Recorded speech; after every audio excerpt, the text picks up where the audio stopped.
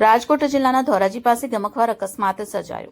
ખાનગી ટ્રાવેલ્સ અને ખાદ્ય તેલ ભરેલ ટેન્કર વચ્ચે અકસ્માત સર્જાયો હતો। બેફામ દોડી રહેલા વાહનો લોકોના જીવ માટે જોખમ બન્યા। ધોરાજી રાજકોટ નેશનલ હાઈવે પર બની અકસ્માતની ઘટના। ખાનગી ટ્રાવેલ્સની બસ અને ખાદ્ય તેલ ભરેલ ટેન્કર ધડાકાભેર અથડાઈ। બસમાં અંદાજે 40 જેટલા મુસાફરો સવાર હતા। અકસ્માતમાં 10 જેટલા મુસાફરોને ગંભીર ઈજાઓ પહોંચી હતી। તમામ ઈજાગ્રસ્તોને ધોરાજી સિવિલ હોસ્પિટલ ખાતે સારવાર અર્થે ખસેડવામાં આવ્યા।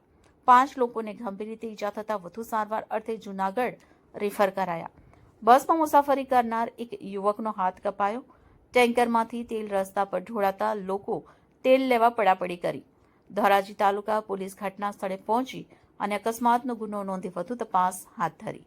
Reporter Amir Pathan, A to Z news, Dhoraji.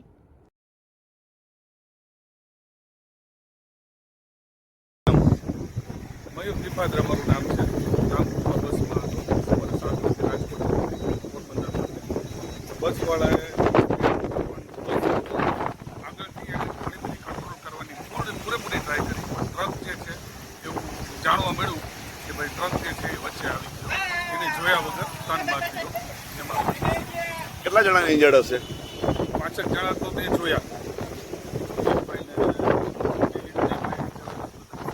તમે ક્યાંથી ક્યાં જતા હતા? હું રાજકોટથી પોરબંદર જતો। અકસ્માત કઈ રીતે બન્યો? એ તો ખ્યાલ નથી, કારણ કે બ્રેક કરી છે સારી એવી ડ્રાઈવરે મહેનત ઘણી કરી બસ બચાવવા માટે, બહુ ટ્રાય કરી, કારણ કે હું પહેલી સીટે જ હતો, ડ્રાઈવરની પાછળ જ બેઠો અને પડતો બંધ હતો, જેથી કરીને મને વધારે તો ખ્યાલ નથી, પણ બ્રેક બહુ સરસ કરી હતી ગાડી। રોલ તમારા નામથી કર્યો? મારું નામ ભાટિયા દીપ છે। હું હાઈવે એમ્બ્યુલન્સમાં પેરામેડિક સ્ટાફ તરીકે ફરજ નિભાવું છું। અમને અત્યારે એક્સિડન્ટની જાણ થયેલી હતી। ભૂતવડના પાટીએ પંકજ હોટલથી આગળ ઘોડાઈએ છે ને એક ટ્રાવેલ્સ અને એક ટ્રક વચ્ચે છે ને એક્સિડન્ટ થયેલો હતો। અમને જેવી ઇન્ફોર્મેશન મળી અમે એમ્બ્યુલન્સ લઈને ત્યાં પહોંચી ગયા। લગભગ 10 થી 11 જેટલા જણાને લાગ્યું છે। બીજી એમ્બ્યુલન્સને પણ અમારી સહાયતા કરીને અમે અહીંયા જેટલા ઇજાગ્રસ્ત માણસો હતા ને એને અમે ધોરાજી સિવિલે શિફ્ટ કરી દીધા છે। અમુક લોકોને વધારે લાગ્યું છે, અમુક લોકોને ઓછું લાગ્યું છે, પણ એક્સિડન્ટ સારું થયું છે એવું।